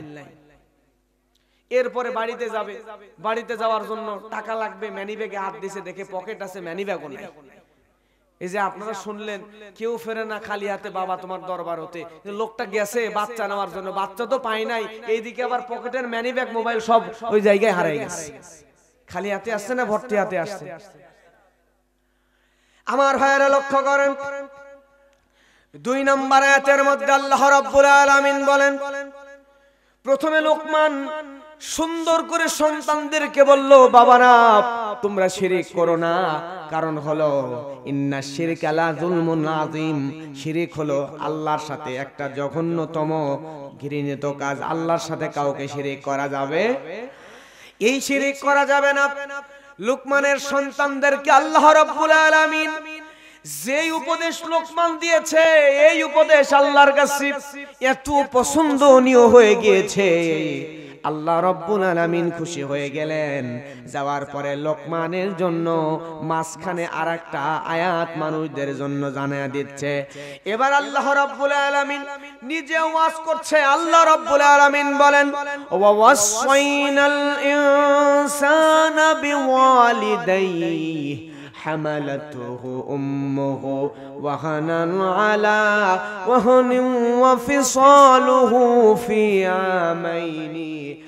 عامين عن اشكر لي ولوالديك إلي المصير الله أكبر আমার ভাইরা লক্ষ্য করেন আল্লাহ রাব্বুল আলামিন এবার আয়াত দিয়ে জানিয়ে দেই দুনিয়ার মানুষরা শুনে নাও তোমরা পিতামাতার সঙ্গে সদাচরণ করবা লোকমান বলল শিরিক করা যাবে না আর আল্লাহ তার সন্তানদেরকে বলছে যে বাবা তোমাকে শিখালো আমি আল্লাহর সঙ্গে শিরিক করবা না ও দুনিয়ার মানুষরা তোমাদেরকে আমি আল্লাহ শিখায়া দিলাম তোমরা তোমাদের বাবা মার সঙ্গে ভালো ব্যবহার করবা সুবহানাল্লাহ কেন বাবা মার সঙ্গে ভালো আচরণ করবা কারণ হলো একজন মা হামালাতুহু উম্মুহু ওয়াহনান আলা ওয়াহনিন ওয়া ফিসালুহু একজন মা বছরের পর বছর কষ্ট করে সন্তানকে প্রসব করে 2 বছর পর্যন্ত বুকের দুধ পান করাই আমার আপনার মা এত কষ্ট করে তাহলে এই মাকে কষ্ট দেওয়া যাবে নাকি বলেন আমার ভাইরা মাকে কষ্ট দেওয়া যাবে না কারণ হলো দুনিয়াতে আমাদের মায়েরা এমন কিছু কষ্ট করে যেই কষ্টগুলা আমরা দুনিয়ার পুরুষরা কোনোদিন করতে পারবো না আমাদের মায়েরা আমাদেরকে পেটের মধ্যে আমাকে আপনাকে পেটের মধ্যে আলাদা একটা গোশতের টুকরা 2 কেজি 1.5 কেজি 2.5 কেজি পর্যন্ত ওজনের গোশতের টুকরাকে নিজের পেটের মধ্যে বহন করে প্রায় 9 থেকে 10 মাস এই মাহফিলে আমি যদি কোনো যুবককে বলি ও যুবক তোমার পেটের মধ্যে তুমি একটা 2.5 কেজি ওজনের ইট বেঁধে রাখবা শুধুমাত্র 3-4 মাস 2.5 কেজি ওজনের একটা ইট বেঁধে রাখলে তোমাকে 1 লক্ষ টাকা দেওয়া হবে শর্ত হলো খাওয়ার সময় গোসলের সময় ঘুমের সময় সর্ব অবস্থায় ইটটা তোমার পেটের মধ্যে বেঁধে রাখা লাগবে কোন যুবক কিন্তু সাহস পাবে না কথা বলেন ঠিক কিনা কিন্তু একজন মা আমার মা আপনার মা আমাদেরকে গর্ভের মধ্যে নিলেন একদিন 2 দিন নয় খাওয়ার সময় ঘুমানোর সময় গোসলের সময় বাথরুমে যাওয়ার সময় সারাক্ষণ পেটের মধ্যে নিয়েছিলেন আমার ভাইরা এই মা কত কষ্ট করে আমাকে আপনাকে লালন পালন করেছে পেটের মধ্যে ধরেছে শুধু তাই নয় আমার সারিয়াকান্দি বগুড়ার মুসলমানেরা লক্ষ্য করেন এই মা যখন আমাকে আপনাকে প্রসব করেছে দুনিয়াতে জন্ম দিয়েছে মায়ের প্রসব বেদনা এত বেশি এত কষ্ট হয়েছিল মায়ের মডার্ন সায়েন্স বলছে আধুনিক বিজ্ঞান বলছে মডার্ন মেডিকেল সায়েন্স আধুনিক চিকিৎসা বিজ্ঞান বলছে একজন নারী যখন সন্তান প্রসব করে নরমালে সন্তান প্রসব করার সময় একজন নারীর 45 ইউনিট থেকে শুরু করে নিয়ে 56 ইউনিট পর্যন্ত পেইন সহ্য করতে হয় ব্যথা সহ্য করতে হয় কিন্তু দুনিয়ার পুরুষ মানুষরা আমি আপনি আমাদেরকে একসাথে যদি 40 ইউনিট ব্যথা আমাদের শরীরের মধ্যে একসাথে যদি পুশ করে দেওয়া হয় তাহলে আমরা জায়গায় হয় স্ট্রোক করে মারা যাব অথবা সেন্সলেস হয়ে জমিনের মধ্যে পড়ে যাব আল্লাহু আকবার আমার ভাইয়েরা তাহলে মাত্র 40 ইউনিট ব্যথা আমি আপনি সহ্য করতে পারবো না আমরা পুরুষরা কিন্তু আমাদের মা আমাকে আপনাকে জন্ম দেওয়ার সময় 45 ইউনিট থেকে শুরু করে নিয়ে 56 ইউনিট পর্যন্ত ব্যথা সহ্য করেছে আমার ভাইয়েরা এত ব্যথা সহ্য করেছে দুনিয়ার মানুষরা শুনে নাও মেডিকেল সায়েন্স আধুনিক বিজ্ঞান চিকিৎসা বিজ্ঞান বলতেছে একজন মানুষের শরীরের মধ্যেকার 40টা হাড় একসাথে মরস করে যদি ভেঙে দেওয়া হয় যেই না ব্যথা অনুভূত হয় একজন মা যখন সন্তানকে প্রসব করে তখন ওই সন্তানকে প্রসব করার সময় মায়ের ওই পরিমাণ ব্যথা অনুভূত হয় জোরে বলেন সুবহানাল্লাহ এজন্য আল্লাহ সুবহানাহু ওয়া তাআলা কোরআনের মধ্যে বলছে বান্দারে এজন্যই ওয়ালি ওয়ালিদাইকা ইলাইয়াল মাসির আল্লাহ বলছেন বান্দারে তোমরা তোমার বাবা মার সঙ্গে সদাচরণ করবা শুধু তাই নয় তোমরা আল্লাহ সুবহানাহু ওয়া তাআলা এবং তোমার পিতামাতার প্রতি কৃতজ্ঞতাও প্রকাশ করবা জোরে বলেন না সুবহানাল্লাহ আমাদের পিতামাতার প্রতি কৃতজ্ঞতা প্রকাশ করার দরকার আছে না নাই আমাদের যুবকরা যখন শহর থেকে আসে কষ্ট হয় আপনাদের? শেষ করে দিব প্রিয় ভাইরা, আমি যে বললাম আজে বাজে কথা শোনার থেকে কোরআন হাদিস থেকে একটা ঘন্টা যদি আপনি মনোযোগ দিয়ে কোরআন হাদিস শুনেন, এটা জীবনে ফায়দা আসবে, জীবন পরিবর্তনের কারণ হতে পারে। কথা বলেন ঠিক কিনা? প্রিয় ভাইরা, সবাই একটু হাত তোলেন তো, তাকবীর দেবেন সবাই। সবাই একটু হাত তোলেন, লিল্লাহে তাকবীর, নারায়ে তাকবীর। হাত নামান, অলসতা যাতে কেটে যায়, মাঝে মধ্যে তাকবীর দেব ইনশাআল্লাহ। আমার ভাইরা লক্ষ্য করেন,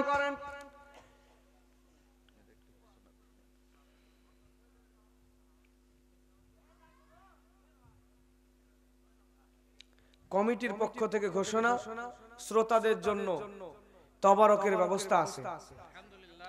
এখন আপনারা এখানে এটাও লিখে দিয়েছেন সবাইকে ভিতরে আসতে বলছেন, কারণ বাইরে থাকলে তো এটা দেওয়া সম্ভব না। এজন্য আপনারা বাইরে ঘোরাঘুরি না করে একটু সবাই চেপে চেপে বসুক, ফাঁকা জায়গা দেখে আপনারা ভিতরে চলে আসেন। বাইরে থাকলে আপনাদেরকে তবারক দেওয়া সম্ভব হবে না। এজন্য এটা লিখে দিয়েছেন যে আপনারা অবশ্যই যারা বাইরে আছেন ভিতরে চলে আসেন। আর খুব বেশি সময় নয়, 12টার মধ্যে আমরা মাহফিল ক্লোজ করার চেষ্টা করব ইনশাআল্লাহ। 12:35 বেজে গেছে অলরেডি, আর 20-25 মিনিট থাকবেন তো ইনশাআল্লাহ। আমার ভাইয়েরা লক্ষ্য করেন, বলছিলাম আজকে আমাদের সন্তানরা যখন শহর থেকে আসে, আসার পরে এই যে এখানে অনেক মানুষ বসে আছে, আমাদের বৃদ্ধ বাবা আর মা আমাদের কাছে টাকা পয়সা বাড়ি গাড়ি সম্পদ কিচ্ছু চায় না। আমাদের কাছে তারা শুধুমাত্র চায় তাদেরকে আমরা যেন একটুখানি সময় দিই, ভালো করে কথা বলি। কথা বলেন ঠিক কিনা? কিন্তু শহর থেকে যুবক আসে, এই যে একটা স্মার্টফোন, এই মোবাইলটা নিয়ে একবার ডানে ঠেলে, একবার বামে ঠেলে, একবার সামনে ঠেলে, একবার পিছনে ঠেলে, ঠেলাঠেলির মধ্যেই থাকে। বাবা যদি একবার বলে, বাবা রে তুই তো অনেকদিন পর বাড়িতে আসছিস, একটু আমি মাঠে জমিতে কাজ করতে যাব, একটু চল। কাজ করা লাগবে না, তুই দাঁড়ায় থাকবি, আমি কাজ করব। একবার দুইবার যদি বৃদ্ধ বাবা ডাক দেয়, যুবক মানুষ তখন বাবাকে ধমক দিয়ে বলে, যাও তো, এত টাকা লাগে। কথা বলেন ঠিক কিনা? আজকের সমাজ হয়ে গিয়েছে এরকম, যেই মা এত কষ্ট করে সন্তানকে লালন পালন করলো, যেই বাবা নিজে না খেয়ে এত পরিশ্রম করে সন্তান লালন পালন করলো, আজকে সন্তানরা সেই বাবা আর মাকে মূল্যায়ন করে না, অ্যান্ড্রয়েড মোবাইল নিয়ে পড়ে থাকে ঘন্টার পর ঘন্টা। কথা বলেন ঠিক কিনা? যুবক ভাই, তোমার বাবা তোমার মা বৃদ্ধ হয়ে গেছে, মুরব্বী হয়ে গিয়েছে, তোমার বাবা মা তোমার কাছে কোটি কোটি টাকা পয়সা চায় না। কারণ এই জায়গায় অনেক মানুষ বসে আছেন, এই মুরব্বীগুলা, যুবকগুলা, তারা তো সারা জীবন পরিশ্রম করলো, বাড়ি করলো, গাড়ি করলো, সম্পদ করলো, সব করলো এই সন্তানদের জন্য। তোমরা সন্তানদের জন্যই তো সারাটা জীবন পরিশ্রম করলো। তোমাদের কাছ থেকে বাবা মা টাকা পয়সা বাড়ি গাড়ি চাই না, শুধু চাই তাদেরকে একটু সময় দেবা, তাদের সাথে একটু গল্প করবা, ভালো ভালো কথা বলবা। এই যে শীতের দিন বাজারে গিয়া একটা চাইনা কমলা কিনবা, একটা সিদ্ধ ডিম কিনবা, কেনার পরে বাড়িতে তোমার বৃদ্ধ মা আছে। যুবক ভাই, আপনার বৃদ্ধ বাবা বাড়িতে আছে, আপনি যদি আপনার বৃদ্ধ বাবা আর মায়ের মুখে নিয়ে যা একটুখানি একটা কমলা তুলে দেন, একটা সিদ্ধ ডিম নিয়ে গিয়ে একটু যদি খাওয়ায় দেন, বিশ্বাস করেন আপনার বাবা মা যদি খুশি হয়ে যায়, আপনার জন্য অন্তর থেকে যদি দোয়া করে, তাহলে দুনিয়াতেও আপনি সফল, মৃত্যুর পর আল্লাহ সুবহানাহু ওয়া তাআলা আপনাকে জান্নাতি মানুষ বানায় দিবে। কথা বলেন ঠিক কিনা? এজন্য বাবা মাকে সময় দেওয়ার দরকার। জোরে বলেন আছে না নাই? বাবা মাকে যদি সময় না দেন, তাহলে আপনি যত বড়ই আল্লাহর ওলি হন না কেন, যত বুজুর্গ বান্দাই হন না কেন, আপনার আমল ইবাদত শেষ জীবনে আপনার কোনো কাজে আসবে না। কথা বলেন ঠিক কিনা? বাবা মার সঙ্গে বেয়াদবি করবেন, সময় দিবেন না, আপনার দুনিয়া আখিরাত সব ধ্বংস হয়ে যাবে। কথা বলেন ঠিক কিনা? আমার ভাইয়ের একজন জলিলুল কদর সাহাবীর কথা বলছি। এই সাহাবী অসুস্থ হয়ে গেলেন, আল্লাহর নবীর অন্যান্য সাহাবীরা ওই সাহাবীর কাছে গেল কালেমার তালকিন দেওয়ানোর জন্য। যায়া সাহাবীকে কালেমা পড়ানোর চেষ্টা করতেছে, কিন্তু এই অসুস্থ সাহাবী দুনিয়ার সব কথা বলতে পারতেছে, কিন্তু জবান দিয়ে কালেমা উচ্চারণ হইতেছে না একটা বারের জন্য। এমন সময় সাহাবীরা দৌড়ে চলে গেল আল্লাহর নবীর কাছে। আল্লাহর নবীর কাছে গিয়া নবীজিকে বললেন, ইয়া রাসূলুল্লাহ, ওই অসুস্থ সাহাবী, আপনার প্রিয় সাহাবী জলিলুল কদর সাহাবী, সে তো মুখ দিয়া কালেমা উচ্চারণ করতে পারতেছে না, অথচ সে অসুস্থ, মারা যাবে এরকম অবস্থা। আল্লাহর নবী নিজেই গিয়ে দেখলেন অবস্থা তাই তো, সব বলতে পারে কিন্তু কালেমা মুখ দিয়ে উচ্চারণ করতে পারে না। মৃত্যুর আগে কি অবস্থা, এত বড় মাপের সাহাবী। আল্লাহর নবী অন্যান্য সাহাবীদেরকে বললেন, রে আমার সাহাবীরা আমার দিকে তাকান। নবীজি বললেন, এই সাহাবীর মা বেঁচে আছে কিনা তাকে একটু আমার কাছে নিয়ে আসো। সঙ্গে সঙ্গে সাহাবীরা চলে গেলেন, ওই সাহাবীর মাকে নিয়ে আসা হলো। বৃদ্ধ মহিলাকে আল্লাহর নবী জিজ্ঞাসা করলেন, মা তোমার সন্তান তোমাকে কোনোদিন কোনো কষ্ট দিয়েছে নাকি? এই বৃদ্ধ মহিলা বলেন, ইয়া রাসূলুল্লাহ, আমার সন্তান আমাকে কোনোদিন খাবারের কষ্ট দেয় নাই, আমার সন্তান আমাকে কোনোদিন কাপড়ের কষ্ট দেয় নাই, আমার সন্তান আমাকে কোনোদিন কটু কথাও বলে নাই। কিন্তু আমার মনে বড় কষ্ট, আমার সন্তান বড় মাপের একজন দায়ী ছিল, সাহাবী ছিল। দ্বীনের দাওয়াত দিতে গিয়া, ইসলামের কাজ করতে গিয়া, দাওয়াতি কাজ করতে গিয়া আমি মাকে সময় দিতে পারতো না। কিন্তু আমি মায়ের মনে বড় আশা ছিল, আমার সন্তান আমাকে একটুখানি সময় দিবে। আমার ভাইয়েরা লক্ষ্য করেন, কিন্তু সময় দেয় না। এই সাহাবী এমন অসুস্থ, মা বলে, ইয়া রাসূলুল্লাহ, আমার সন্তানের বাবা মারা যাওয়ার পরে আমি বহু কষ্ট করে আমার সন্তানকে লালন পালন করেছি, আমার সন্তানকে আমি অনেক কষ্ট করে লালন পালন করেছি, আমার সন্তানকে আমি মাফ করব না, কারণ সে কেন আমি মাকে সময় দিল না। আল্লাহর নবী মায়ের কষ্টটা বুঝতে পারলেন। নবীজি বললেন, ও মা, তুমি কি মাফ করবাই না? মা বলেন না। নবীজি সাহাবীদেরকে বললেন, ও আমার সাহাবীরা, যাও তোমরা শুকনা কাঠ নিয়ে আসো, শুকনা খড়ি নিয়ে আসো, শুকনা কাঠ খুঁড়ে নিয়ে আসো। তারপরে এই অসুস্থ সাহাবীকে জীবন্ত অবস্থায় ওই কাঠের উপরে, শুকনা খড়ির উপরে উঠায়া দাও, দিয়ে মায়ের সামনে তাকে আগুন দিয়া জ্বালায়া দাও। জোরে বলেন আল্লাহু আকবার। আমার ভাইয়েরা বলেন তো, মায়ের সামনে কোন সন্তানকে আগুন দিয়ে জ্বালায় দেওয়া হবে, এটা কি দুনিয়ার কোন মা সহ্য করতে পারবে নাকি? জনম দুঃখিনী মা বলে, ইয়া রাসূলুল্লাহ, আমি তো সহ্য করতে পারবো না, আমার সন্তানকে আমার সামনে আপনি আগুন দিয়া জ্বালায় দিবেন, এটা তো আমি সহ্য করতে পারবো না। আল্লাহু আকবার। কারণ দুনিয়াতে সন্তানের সবচাইতে আপন হয় তার মা। মা যে সন্তানকে কত বেশি ভালোবাসে, ও আমার বগুড়ার মুসলমান ভাইয়েরা, সেটার প্রমাণ পেলাম ওই যে মেডিকেল, রাজশাহী মেডিকেল কলেজ হাসপাতালের মধ্যে মধ্যবয়সী একজন যুবতী নারী বসে আছে, তার সামনে ছোট্ট একটা বাচ্চাকে মারা গেছে, কাপড় দিয়ে পেঁচা টেবিলের উপর রেখে দেওয়া হয়েছে, আর ওই মহিলার দুইটা হাত ঝলসে গেছে। ডাক্তাররা মহিলার হাতের চামড়াগুলো টাস টাস করে ছিঁড়িয়া ব্যান্ডেজ করে দিচ্ছে। এমন সময় এই মা শুধু একটা কথাই বলছে, আমার জাদুমণি আমাকে আর কি কোনোদিন মা বলে ডাকবে না, আমাকে আর কোনোদিন কি মা বলে ডাকবে না। বারবার বারবার একই কথা বলছে। পার্শ্বে নার্সকে জিজ্ঞেস করা হলো, বোন এই মহিলার কি হয়েছে? নার্স বলে, হুজুর এই মহিলা হলো গ্রামের গরিব কৃষকের স্ত্রী। এই মহিলার স্বামী খেজুর গাছের রস লাগায়, ওই রস বাড়িতে এনে গুড় বানায়া, জাল দেয়া গুড় বানায়া বাজারে বিক্রি করে সংসার চালায়। খেজুর গাছের রস লাগানো বোঝেন তো আপনারা?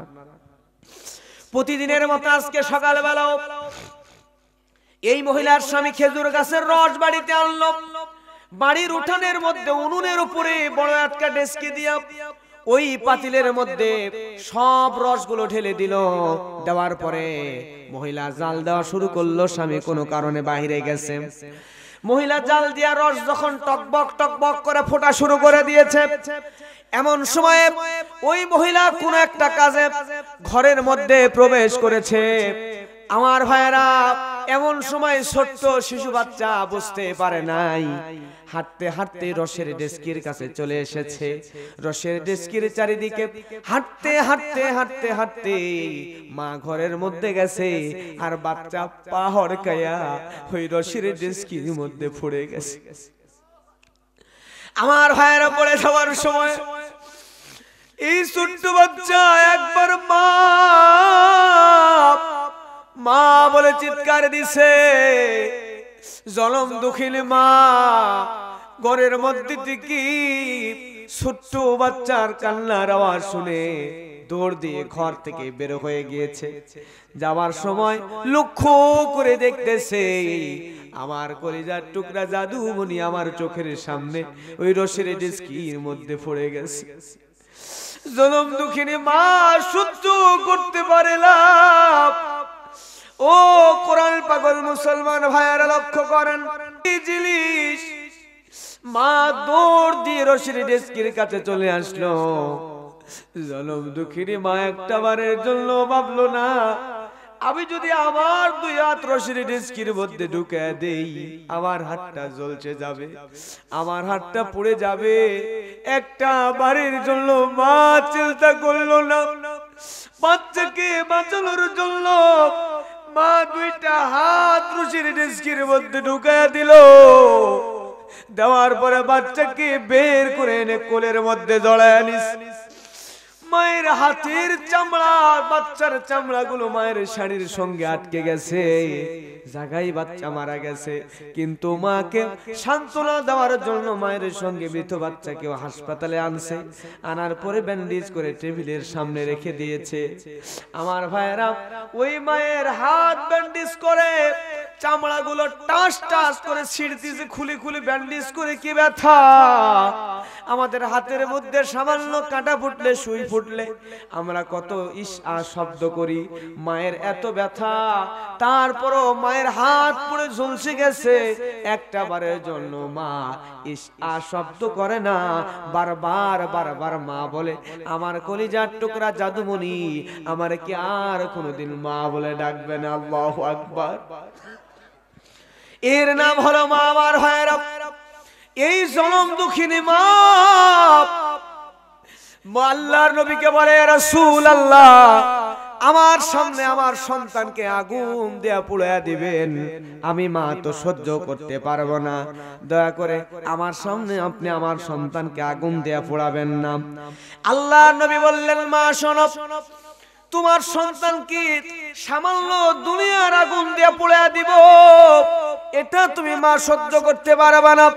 কিন্তু আজকে যদি তুমি তোমার সন্তানকে মাফ না করে দাও, এই অবস্থায় যদি তোমার সন্তান মারা যায়, তাহলে তোমার সন্তানকে আল্লাহ জাহান্নামের আগুনে পোড়াবে। মা, সামান্য দুনিয়ার আগুনে পোড়ার দৃশ্য তুমি সহ্য করতে পারো না, জাহান্নামের আগুনে তোমার সন্তান পুড়বে, আরো কষ্ট পাবে, তুমি কি সহ্য করতে পারবে নাকি?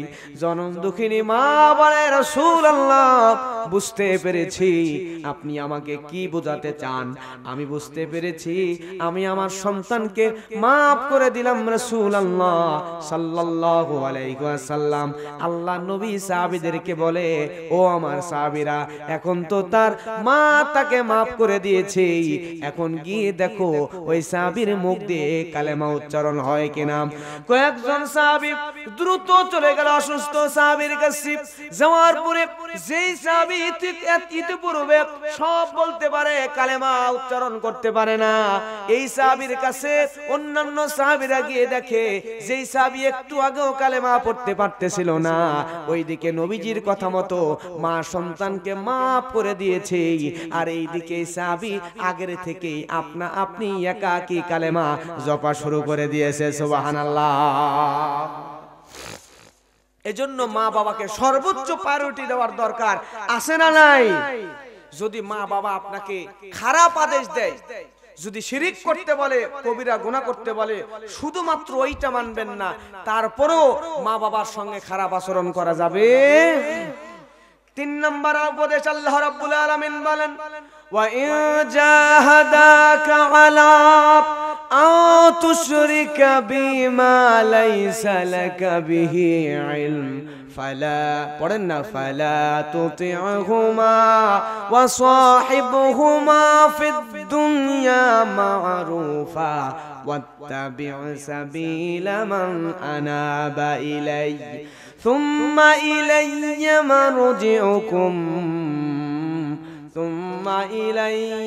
মারজি'ুকুম বিমা কুনতুম তা'মালুন। আল্লাহু আকবার।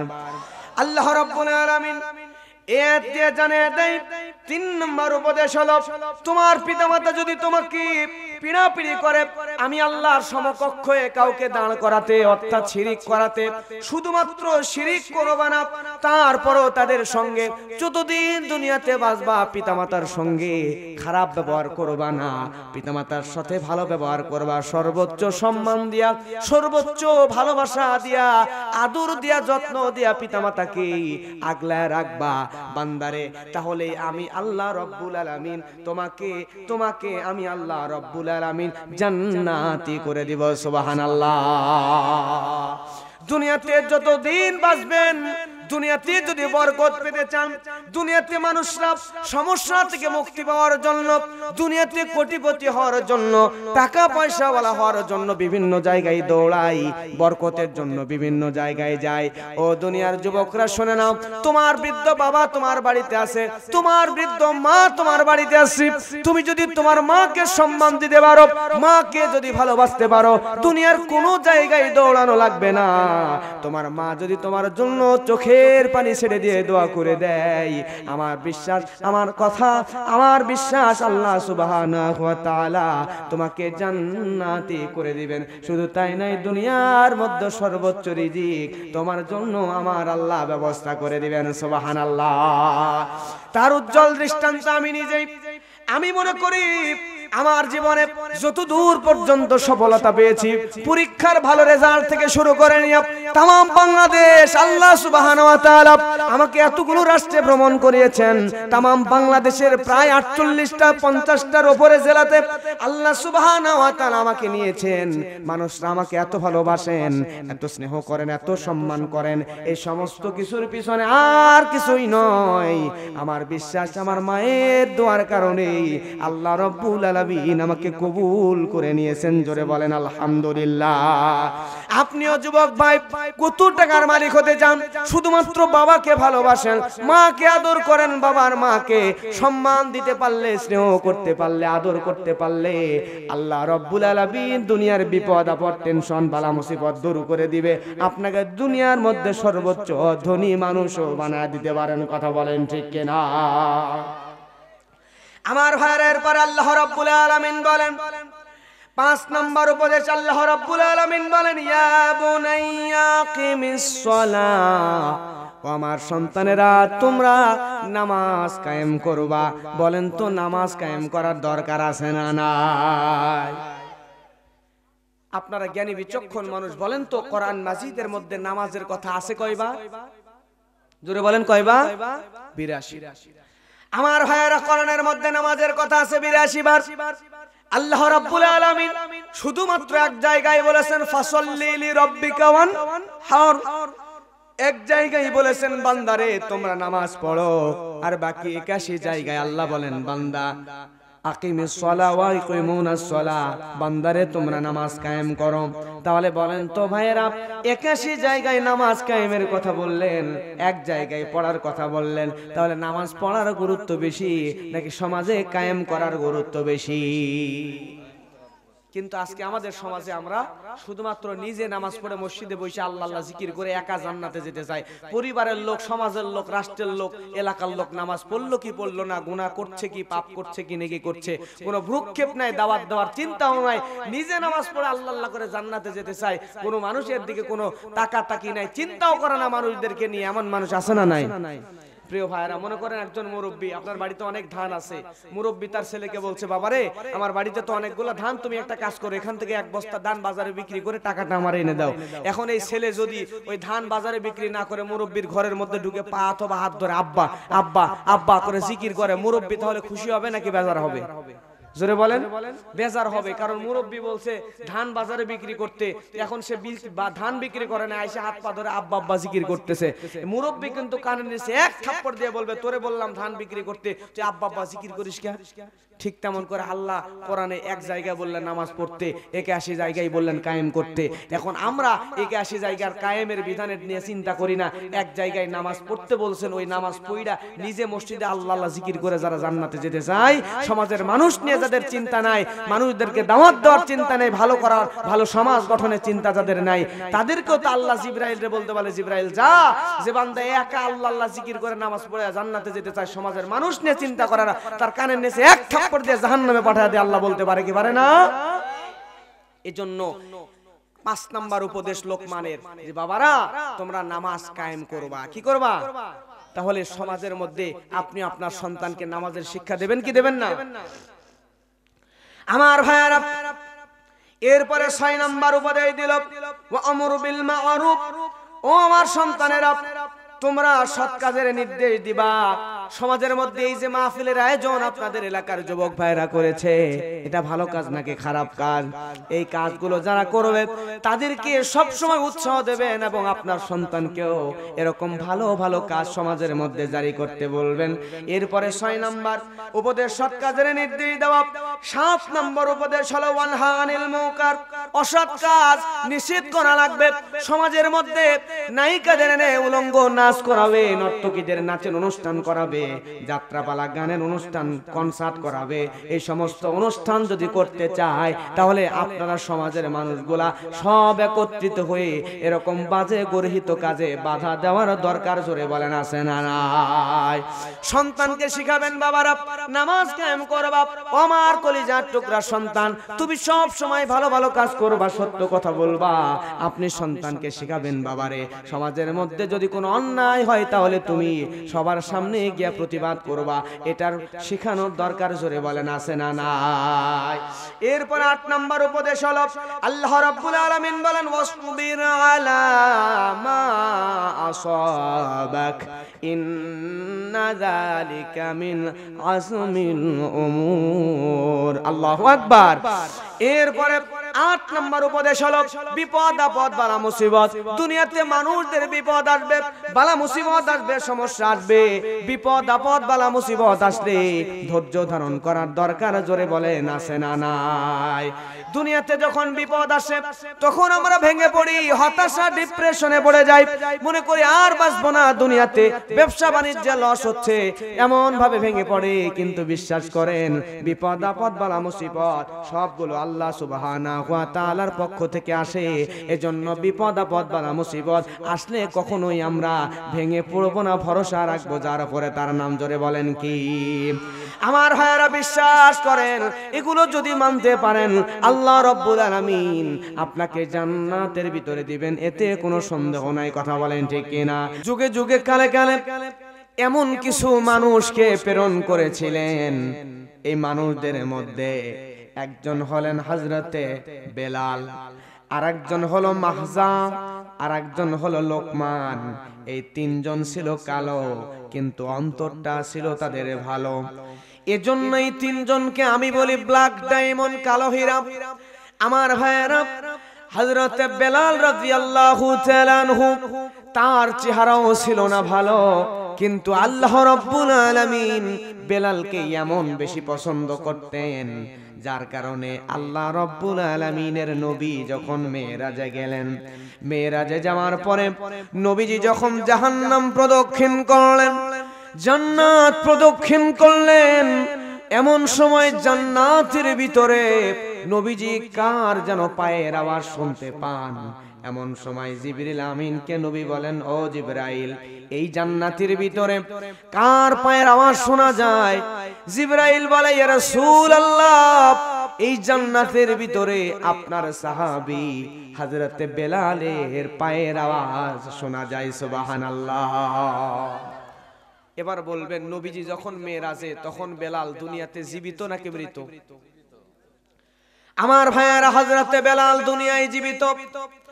নবীজি অবাক হয়ে গেলেন, বেলাল তো দুনিয়াতে জীবিত আছে, তারপরেও বেলালের পায়ের আওয়াজ কেমনে জান্নাতের ভিতরে শোনা যায়?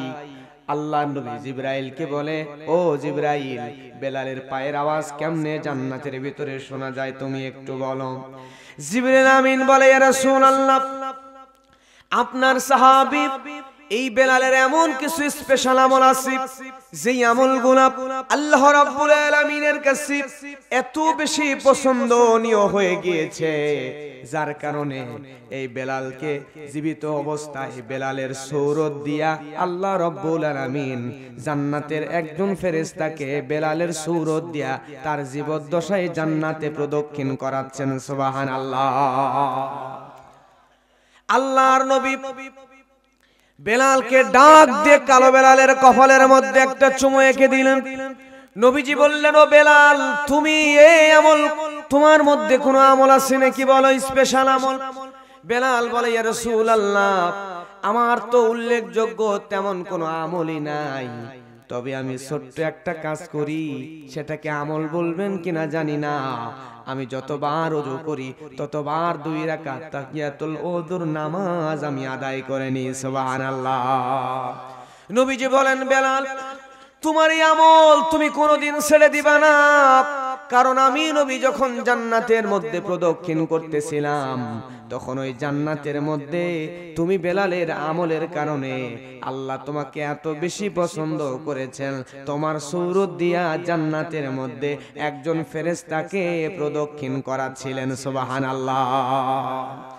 আমল সে জিंदगी बनती है, अमल से जिंदगी बनती है, ए जन्नत भी ए जहन्नम भी, ए खाकी अपनी फितरत है, न नारी न नूरी।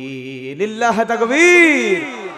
আমল দিয়া মানুষের জীবন গঠন হয়, জান্নাতের নূর কিংবা জাহান্নামের আগুন দিয়া মানুষের জীবন তৈরি হয় না। এজন্য আমাদেরকে আমল দিয়া জীবন তৈরি করা লাগবে। তাহলে আপনি যদি কালো মানুষ হন, রব্বুল আলামিন আপনাকে দুনিয়ার সর্বোচ্চ সেরা মর্যাদায় আসীন করবেন, ঠিক কিনা? আরেকজন হলো মাহজা। এই মাহজা ছিল হযরত ওমর রাদিয়াল্লাহু তাআলা আনহুর গোলাম।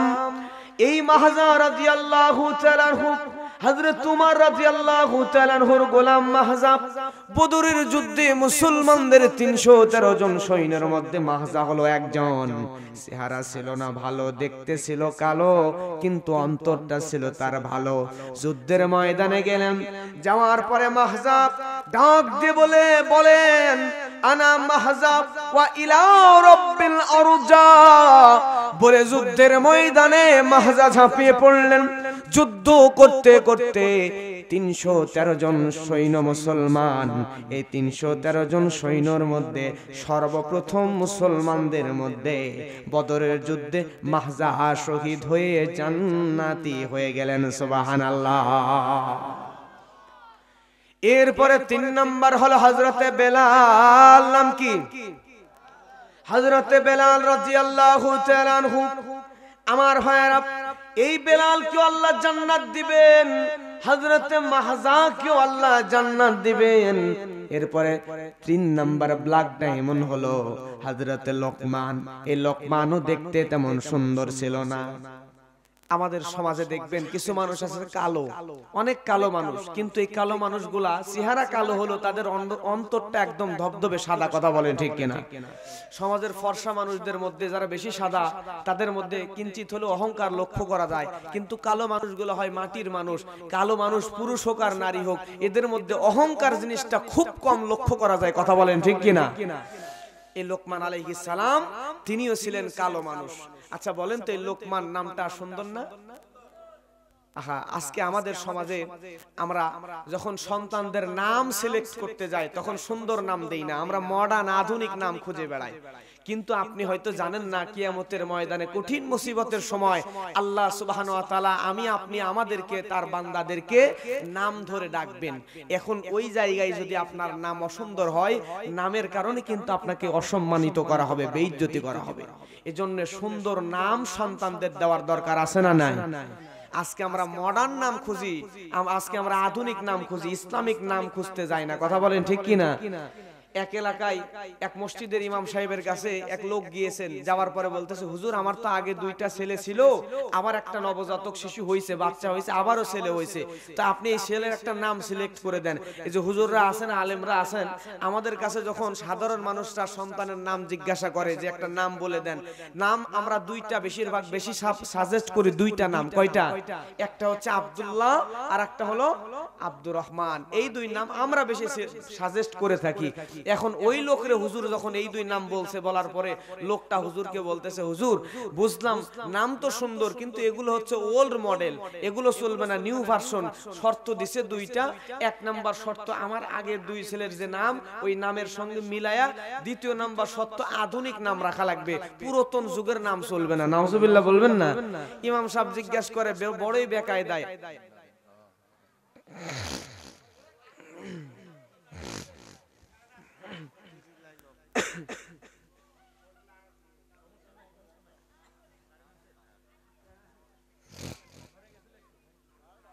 চোখ টিভি দিচ্ছে কারেন্টে।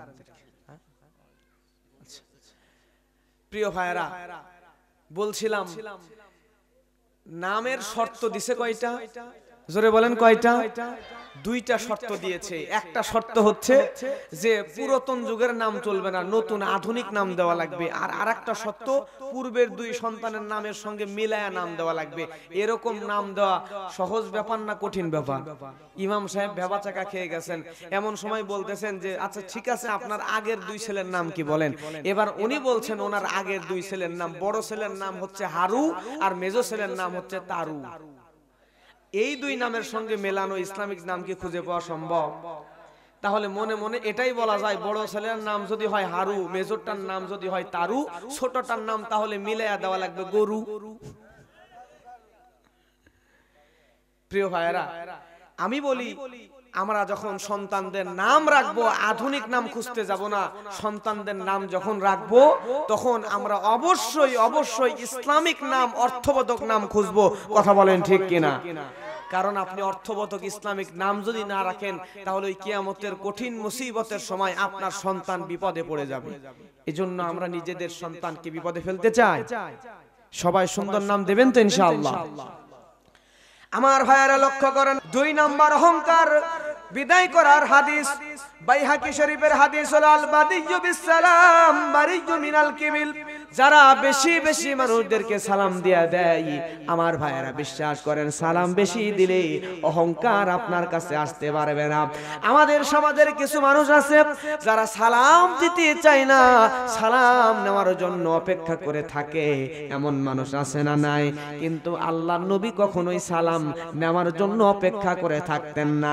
সাহাবী ছোট হোক বড় হোক, স্ত্রী পর্যন্ত নবীজিকে কখনোই আম্মা এসে বলেন, আমরা আগে সালাম দিতে পারতাম না। আল্লাহর নবী সর্ব অবস্থায় আমাদেরকে সালাম দিতেন। দুনিয়াতে যদি কোনো মানুষ অহংকার করতেন, অহংকার করার অনুমতি যদি পাইতেন, তাহলে শুধুমাত্র মুহাম্মদ রাসূলুল্লাহ সাল্লাল্লাহু আলাইহি ওয়াসাল্লাম, তিনি এমন দামি মানুষ ছিলেন, তিনি অহংকার করার অনুমতি যদি কেউ পাইতেন তিনিই পাইতেন।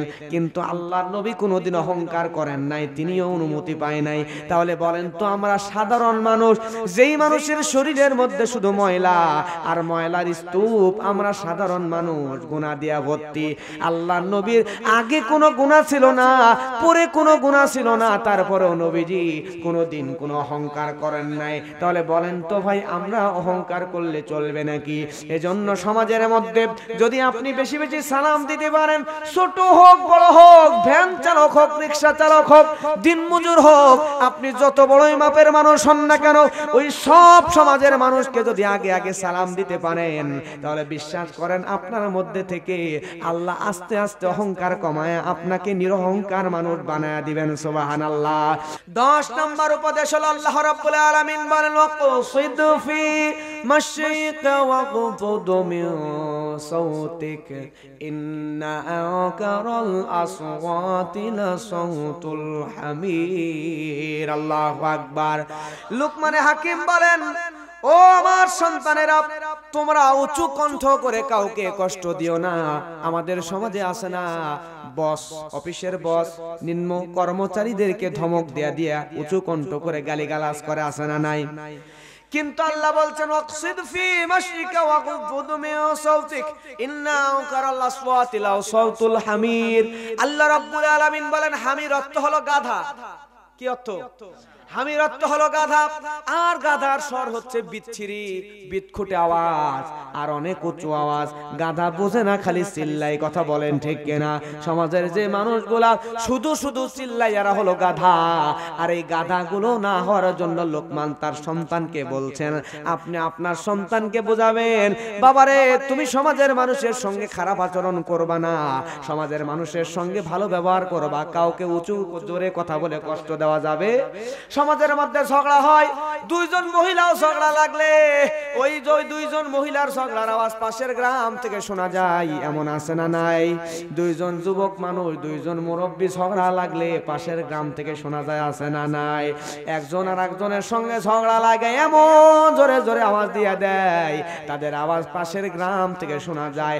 আল্লাহর কোরআনের ভাষায় এরা হলো হামির, এরা হলো গাধা। আর লোকমান বলে, বাবারে তোমরা উঁচু করে কথা বলে কাউরে কষ্ট দিও না, কারণ উঁচু কণ্ঠ হয় গাধার। তোমরা গাধার বৈশিষ্ট্য নিজের মধ্যে আনিও না। জোরে জোরে বলেন না সুবহানাল্লাহ।